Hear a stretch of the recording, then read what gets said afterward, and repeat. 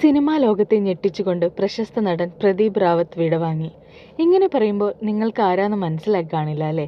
അതെ, നമ്മുടെ ഗജനി സിനിമയിലെ ശക്തനായ വില്ലൻ കഥാപാത്രം. നിരവധി ഭാഷകളിലെ സിനിമകളിലെ ശ്രദ്ധേയ സാന്നിധ്യമായും അദ്ദേഹം പ്രേക്ഷകരുടെ മനസ്സിൽ നേടിയിട്ടുണ്ട്. മലയാള സിനിമയിലും അദ്ദേഹം ചില മികച്ച കഥാപാത്രങ്ങൾ അവതരിപ്പിച്ചിട്ടുണ്ട്.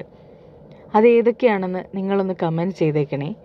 ഇന്ന് അദ്ദേഹത്തിൻ്റെ സിനിമാ യാത്രകളും മലയാള സിനിമാ വിശേഷങ്ങളും നമുക്ക് ഓർക്കാം. ഹിന്ദി, തമിഴ്, തെലുങ്ക്, മലയാളം തുടങ്ങി നിരവധി ഭാഷകളിൽ അഭിനയിച്ച നടനായിരുന്നു പ്രദീപ് റാവത്ത്. നെഗറ്റീവ് കഥാപാത്രങ്ങൾ അവതരിപ്പിക്കുന്ന അദ്ദേഹത്തിനൊരു പ്രത്യേക കഴിവ് തന്നെയുണ്ടായിരുന്നു. ഗജനിയിലെ വില്ലൻ റോൾ വളരെ ശ്രദ്ധേയമായ കഥാപാത്രമായിരുന്നു.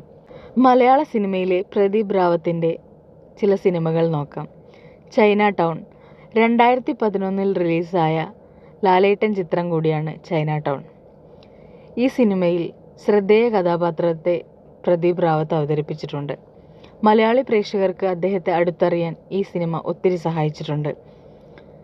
പിന്നീട് 2013 14 റിലീസായ ഇതു പാതിരാമണൽ, കസിൻസ് എന്ന ചിത്രത്തിലൂടെ വീണ്ടും മലയാള സിനിമയിൽ അദ്ദേഹത്തിൻ്റെ നിറസാന്നിധ്യം ശ്രദ്ധിക്കപ്പെട്ടിട്ടുണ്ട്.